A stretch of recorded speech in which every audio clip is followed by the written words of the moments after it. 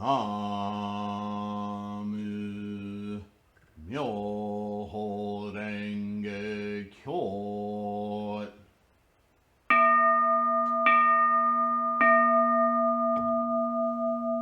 나무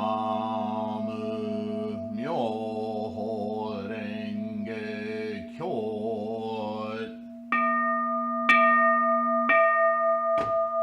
나무 묘호랭개교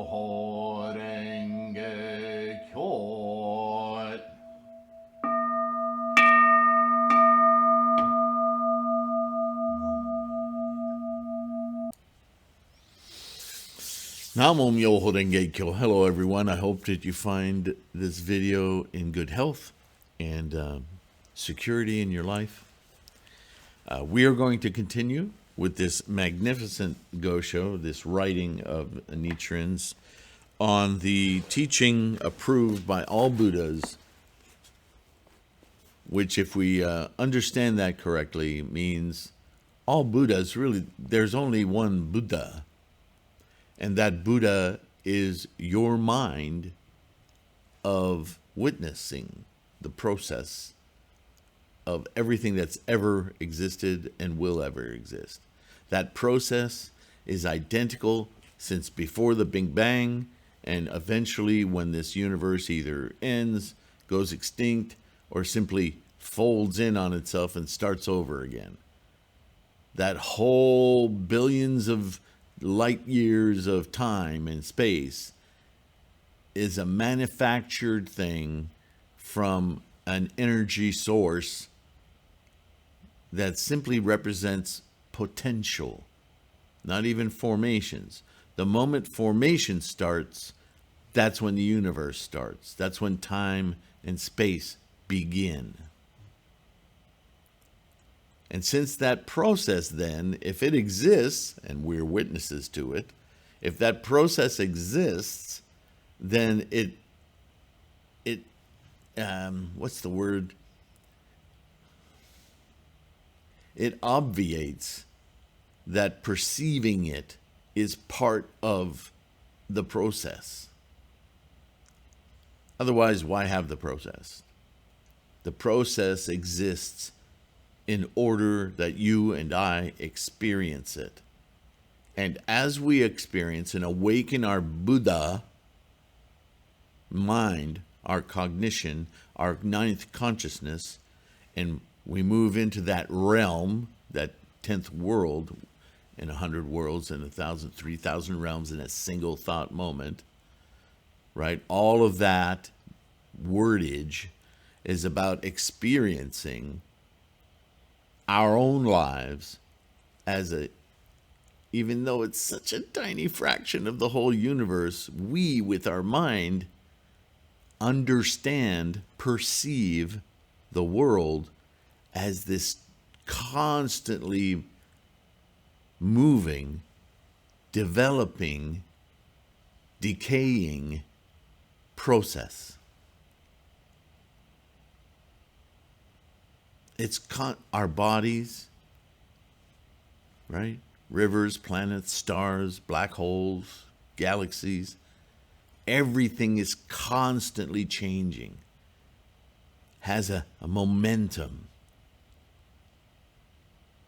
And our opportunity with a mind, because we are one of very few things in the universe that develops an emergent quality called the mind. It's not in your ear. It's not in your brain. Wherever the mind is, it is a consciousness of the process.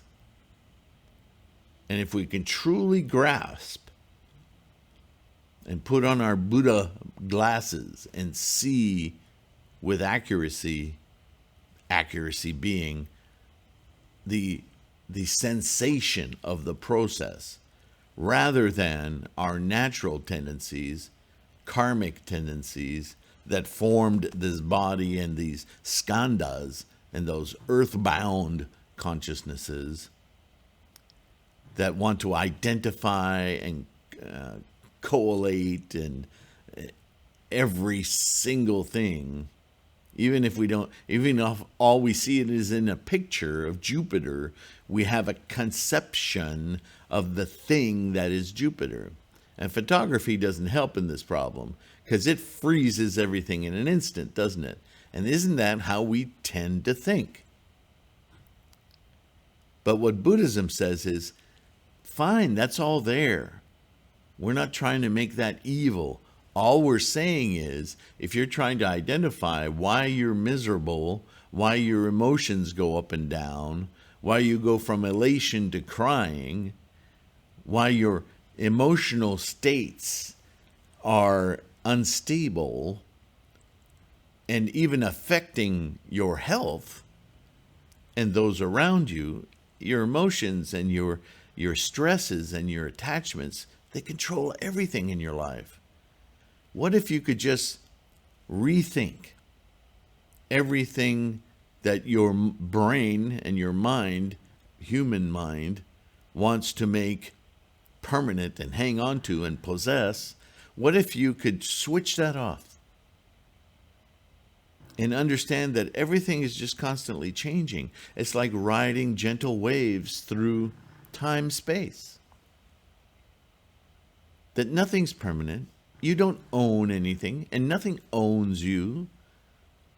You're all participating in this amazing process. If you could switch your mind to experience this life that way,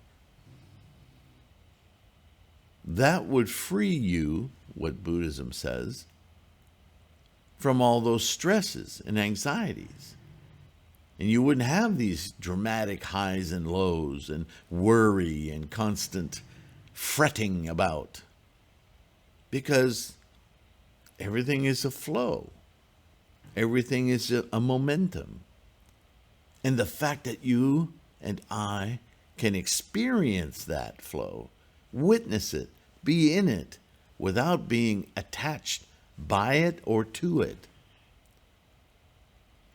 well, that's a very freeing way to be. That's an amazing appreciation of a process that allows for us to cognate it, to perceive it as this magnificent wonderland of potentials, being and not being, appearing and disappearing. And just being a part of that, seeing it, participating in it, would remove all stress from your experience of it, because you would cease trying to make it stop, which is in essence what we do when we possess something. Okay, that's it, you're done, you're mine, you go here. But that's a fretful illusion that we put on the universe, which of course includes us. So all Buddhas means all conscious minds, all experiencing multiple different Buddhas? No, the same Buddha, because Buddha is the perception all of us can understand and see and experience. What differs amongst us is our Buddha wisdom, the gohonzon, if you will, the door, window, sliding glass door, whatever analogy works for you, your way of penetrating your Buddha, the Buddha mind. Because when you reach the Buddha mind, there are no distinctions. You're experiencing various potentials in their momentum. If you could speed up time, you could see things manifesting and decaying and disappearing right in front of your eyes. You are seeing that, but you're seeing it over a longer span of time, so the illusion of owning, obsessing, and having things seems real. But it's not.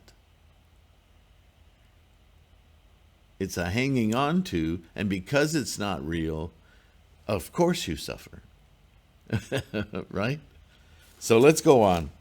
and see what Nichiren has to say about this teaching. Beginning, quote unquote, he writes, indicates the 10 suchnesses of the beings, while end, quote unquote, indicates the 10 suchnesses of the Buddhas. And that's a shorthand for what I just said. Beginnings are something we hang on to as a concept of made this, have this, hold this. And ends is the perception of Buddha that whether you have helped to put something together to make something, you understand the moment it's made, it's dismaking. That there is no permanence to anything. Everything is a flow. Even the stuff that if you're a guitar maker and you make a beautiful guitar, yes, that's wonderful. But understand that everything you're putting together is a temporary instantiation of conditions and tendencies, and it will disappear. Because everything does. It's a process, and you've just influenced with your own process into the process that is everything. Process, process, process, process. Because all Buddhas emerge from the mind of living beings, bingo! You're looking for Buddha? It emerges from the mind of living beings in a single thought moment. Living beings correspond to, quote unquote, beginnings or beginning because the mind instantiates. And it can only instantiate from this apparatus, this flow of stuff, this karma, energy plus work, energy plus formations. And all Buddhas to, quote unquote, end. Not death, but the end of the formations, the end of clinging in everything. It occurs in the mind. Nevertheless, the sutra states, quote, the threefold world is all my domain. There it is again, another way to say the same thing. The entire universe from beginning to end is the process. And perceiving the process is Buddha. Are you seeing the separation here? Buddha is not the process. The process is the process. Our mind's perception of the process is where it all happens. And what Shakyamuni is saying, and what Tendai picked out, and Nichiren is representing to us, is that the nature of the process, that it is in process, is to be perceived. Life exists to be lived. Life exists to be perceived and held precious. And that is the process of life. Life without perception, well, there is nothing. So how you perceive it is a measure of how well you experience it, how fully you experience it. If you want to experience it solely as misery and a punishing ground to get you out of it so that there's something better, that equation doesn't even work. the life, and the preciousness of the moments that you can experience it in full, that's Buddha. Buddha is the experience of the process, the true experience of the process. Anything else is one of two things: overwhelming fear and trepidation about it because you don't understand it, or nothing. Nothing. Does it happen? Does it not? Who cares? Who knows? If there's no mind to perceive it, then is there life? And ipso facto, if there's life and you perceive it, are you perceiving life or are you perceiving your perceptions? If you're perceiving your perceptions, how are those perceptions colored?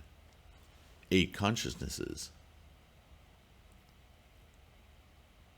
If you only perceive through your earthbound, manufactured, constructed karmic processes, then there's not much difference between everything in the universe and how you experience it. But if you can perceive it for the grandeur and what it truly is, this process that you're in the midst of with, not separate from, that's exhilarating.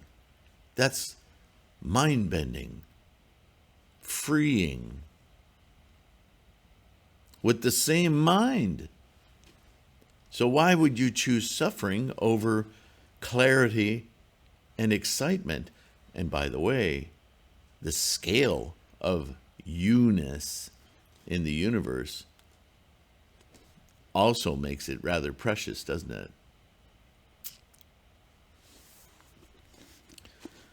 So the threefold world is all my domain because the perception of all time and space is the domain of perceiving it, Buddha. So in this way, this argument is saying that this potential for experience has been there since the very manufacture of the universe itself. But the Big Bang didn't experience Buddha because Buddha is your mind. Until enough things evolved to create these apparatus, these human beings, verb, that could have a mind emerge from all of this instantiation, no perception could happen.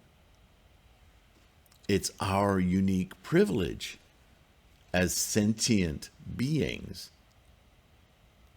to invoke the clarity of the entire process, which is Buddha. There is Buddha. The beings in it are all my children, right? Because we're all made of the process of life, the universe. After the Buddha had gained enlightenment, for the sake of instructing others, he announced his ephemeral attainment of the way. What does ephemeral mean? Of the mind. And in the midst of the dream of birth and death, he preached the waking reality of original enlightenment. So there's another way of saying the same thing. In the midst of our attachment state, birth, death, birth, death, birth, death, birth, death, birth, death, that everything is something we either own or repel or are punished by or are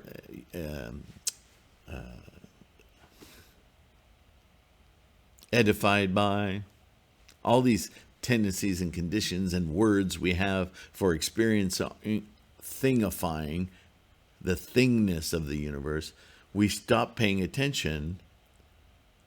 You know, it's akin to another bad analogy here. I think pets, dogs especially, do this. If you've ever ridden in a car on a highway with a pet, you're always worried they're going to jump out of the car. Why do they do that? Don't they know? No, they do not. To them, they see the seat, the car, and the landscape. And they go, oh, there's a place I'd like to go pee. And they just jump out of the car. Their idea of movement, unless they're the ones moving, relative space says we're not moving. I'm standing on your lap. We're not going anywhere. And look at this landscape. Some of it's blurry. And they'll just jump out expecting to land in the grass or wherever. Big surprise when they touch the ground, huh? What if you and I thought that way? What if you and I would be standing on the side of a highway and all these cars are whizzing by, but you don't see the speed. You don't see them moving. What you see is red car, white car, white truck, so on and so forth. And so you decide to have a different vantage point and you walk across the road. That's pretty much how we exist in our normal human samsaric life. Until we open our Buddha mind, and then we perceive that everything's moving. And now we approach that highway very differently. We allow ourselves to feel the pressure wave of the wind hit us as the car goes by. I'm making an analogy, but suffice it to say that a change in awareness means a complete reevaluation of everything we consider part of our world. See, even worlds in Buddhism is a mental state. It's not Italy, France, Australia, or Jupiter. Right? It's an experience.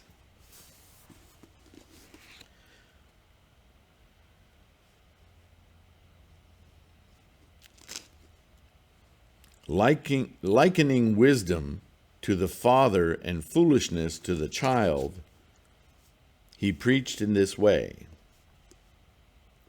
This is why Buddha is often referred to as a parent, teacher, right? And sovereign. Because in Buddha, we all reevaluate and learn a much higher order of knowledge, Buddha wisdom. We instruct our samsaric existence, bodhisattva, to perceive in this equanimous flow of humanity and the universe and life writ large, right? And sovereign, because that perception, that Buddha mind, is where we can all take refuge, safety, understanding, clarity. Yeah? For though living beings possess the 10 suchnesses of original enlightenment, their ignorance at each thought moment clouds their mind like sleep. Do you see? Entering the dream of birth and death, they forget the principle of original enlightenment, how this all originally works, this process called life. And in their hair's breadth duration of time, they behold the empty dream of the 3 time periods of past, present, and future. Right? In each thought moment perceives a past, perceives a future, rarely perceives the moment.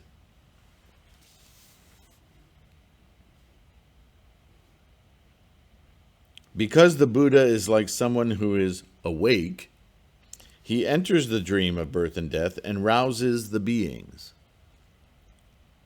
Again, another validation that Buddhism and the attaining Buddha, awakening our Buddha portal, it isn't something we do in the future or in the past. It's something we do in the now, which by being in the now disassembles the future assumptions and past assumptions and sees clearly throughout time and space without time, perceives the process itself. The wisdom by which he does so is in the dream like a father and mother, and in the dream we are like children. For this reason, the Buddha says, quote, "They are all my children," end quote. Where's the Buddha now? See, if you read that as the Buddha says, think of your own Buddha mind. Remember, all of the sermons that Shakyamuni delivered were in the first person. That was no accident. He was getting everyone who memorized and repeated that sermon to say, I this, I that, the Buddha says. That's your enlightenment. That's your personal Buddha. Personal because it's your personal path, not because it's a separate Buddha. That enlightened state says to you, Frank, Bob, Betty, Joan, whatever your name is, they are all my children. Because when you perceive in the ninth consciousness, identity is not your first concern. Life is your first concern. And if life is your first concern, then everything is you, and you are everything. You're together, not separate. I love that stylistic song, by the way. You are everything, and everything is you. Although that song is based firmly in samsara, the lyrics, though, kind of transcend it. When we ponder and understand this principle, the Buddhas and ourselves are parent and child in terms of the beginning, and parent and child in terms of the end. The inherent nature of parent and child is the same from beginning to end. The entire time-space of the life, which is the universe. Those are like an equal sign. There's not life and universe. I know when growing up we heard, we're seeking life within the universe. What an arrogant statement to make. That is a samsaric mind saying that life is just you and me because we're superior. And we're looking for copies of you and me throughout this vast universe. A Buddhist would never say that. We are the vast universe, and the vast universe is us. We're just a special combinatory stream of energies, potential manifest with its tendencies and conditions, karma, to experience the vastness of life. The universe is life. It's the same thing. I already talked about stem cells in your bone marrow. It's no different. Well, scale, obviously. This is called, quote, attaining Buddhahood in this very body, end quote. Attaining Buddhahood in this very body means the realization of our inherent nature and of the untroubled and unobstructed destiny, karmic reward, and unseen protection enjoyable by living beings. All of those things are aspects of experience. And the more you know about an experience, the less troubled you are by its conditions. If you know how to swim, your fear of the water gets much lessened, doesn't it? Your fear of walking into a pool is gone because you know how to swim. It changes your whole perception of a body of water, does it not? When one considers, where are we at? Yeah. When one considers the matter in this way, the mind, while dreaming, may be likened to delusion. And the mind while waking may be likened to enlightenment. And this is the goal of the teaching. This is what we call bodhisattva, coursing in this life, in this stream of conditions, with the awakened mind of the life process we witness and are immersed in with equanimity. We're all the same process, different potentials of that process, certainly. But none of us exists outside of that process.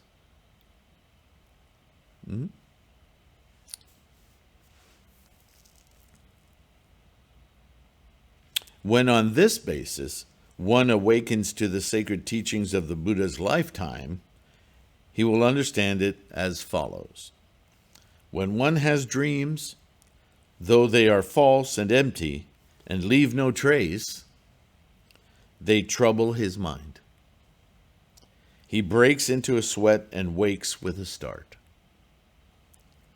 Thereupon he finds that he himself, his house, and his sleeping room are all in a single place and are no different from what they were. Although we see with our eyes and conceive in our minds these two matters, the falsehood of dreams and the reality of waking, the place where they occur is but a single place. The person who experiences them is but a single person, and yet there are these two phenomena, falsehood and reality. By this you should know that our mind, which beholds the dream of birth and death in the 9 realms, and the waking mind, that is the constantly abiding Buddha realm, constantly abiding since the start to the end, the Buddha realm, the realm of the mind that understands, do not differ. The place where one beholds the dream of birth and death in the 9 realms is the very place of the waking reality of the Buddha realm that constantly abides. Remember the interpenetrating worlds, realms? The Buddha of hell, the hell of Bodhisattva, the anger of enlightenment. They're all constantly experienced. But I guess being that there's 9 lower realms, they occupy more of our thinking. They don't need to.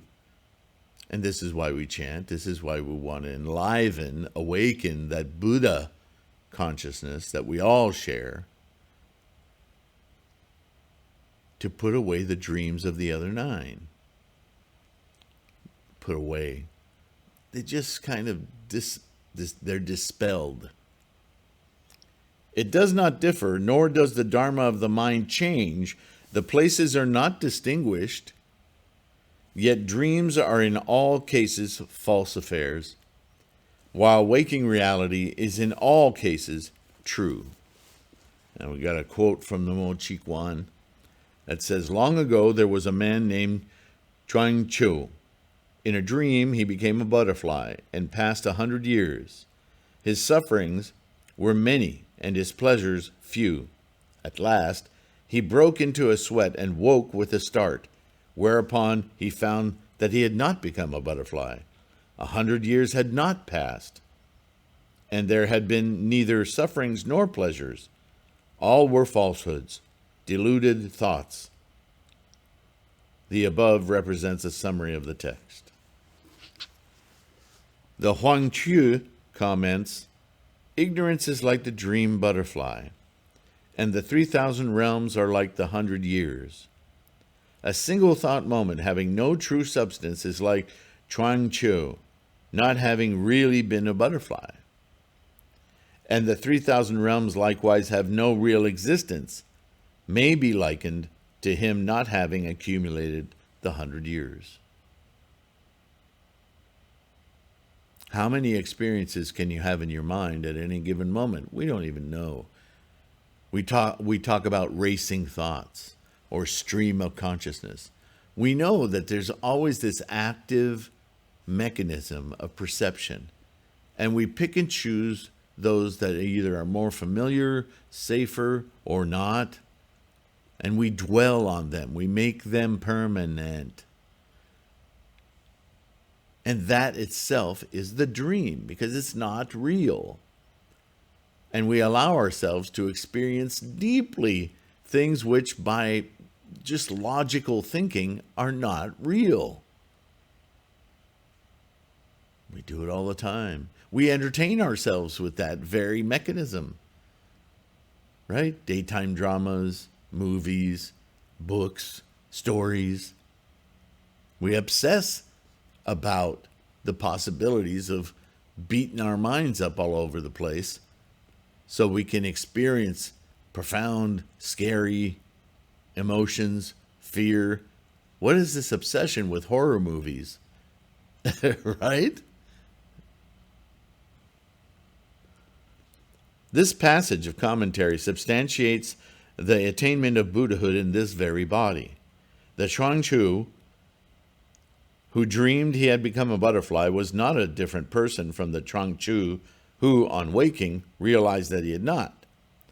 When we think of ourselves as ordinary beings in the realm of birth and death, that is a distorted view, a distorted thought. Like Chuang-Tzu, dreaming that he had become a butterfly. But when we realize that we are the Tathagata of original enlightenment, that we are witnesses of the entire process of time and space, life, that is like Chuang-Tzu returning to himself.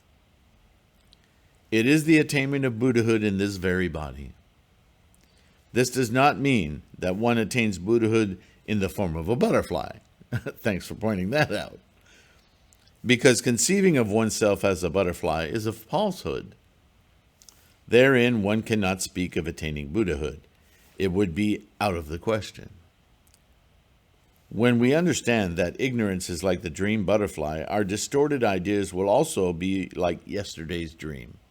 False conceptions without self-nature or substance. Who would believe in and embrace birth and death in an empty dream and arouse doubts concerning the Buddha nature, the nirvana that constantly abides? Join the clear mind state because it is always there and available. It's a choice. The Chiquan states, the folly and delusion of ignorance are originally the Dharma nature. Because of folly and delusion, the Dharma nature changes and produces ignorance, giving rise to various perverted views, such as the confusion of good and not good. It is like the arrival of cold freezing the water so that it changes and forms solid ice, or like the advent of sleep altering the mind so that it produces various dreams. Now, truly, one must understand that all these perversions are precisely the Dharma nature, the nature of life. Dharma, substitute the word process, or the life process. That's the Dharma. They are neither identical to it, nor are they different, though the rise and extinction of the perversions spin round like a fire wheel. One should not believe in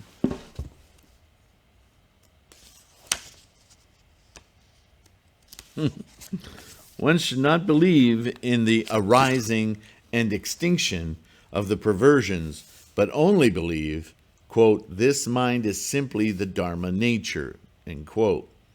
Arising, quote unquote, means the arising of the Dharma nature, and extinction, quote unquote, the quiescence of the Dharma nature.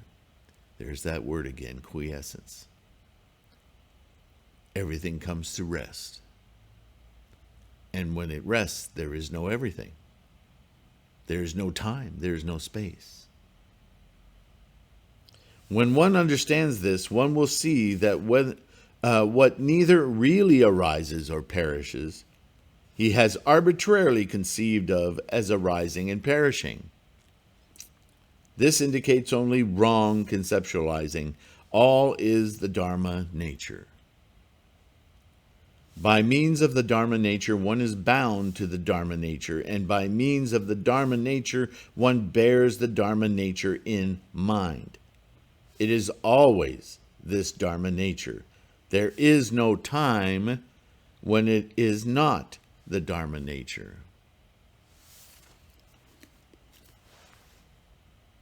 In this way, the principle that is not even the briefest moment when it is not the Dharma nature is the Dharma nature. But because, like Changzhou, dreaming he was a butterfly, one produces notions of actual existence with respect to ignorance. One goes astray concerning this. So I'm going to stop there. I'm going to keep trying to nail down this idea of Buddha and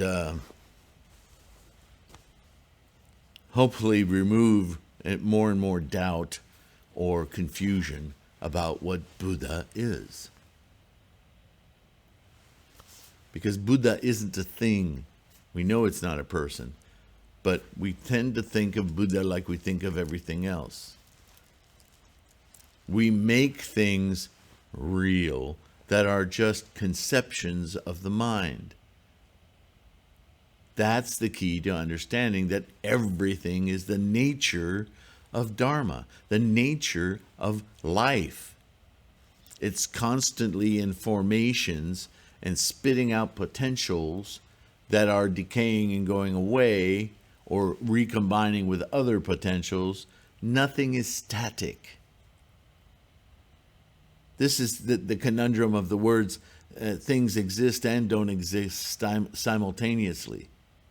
The duality is that we have a mind that, because of the process of life, because of the Dharma,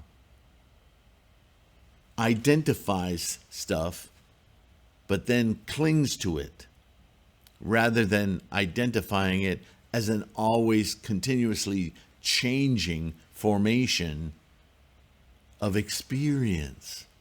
Buddha, the essential Dharma. Okay? Thank you for participating. Like, subscribe, share. Download the audio podcasts if they're useful for you. And don't forget the threefoldlotus.com website. Lots of free information there. And also the bookstore, the Gohanzan store.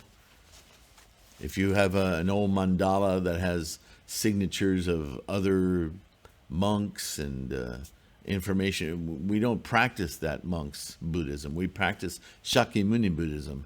And more than that, we practice Nichiren's, our contemporary scholar and mentor. We practice Nichiren doctrine of Shakyamuni's Buddhism, the clarity with which he describes it, and the tools he gave us that encapsulate the teachings of the Lotus Sutra conceptually on this mandala are Nichiren's awakening that he shares with all of us.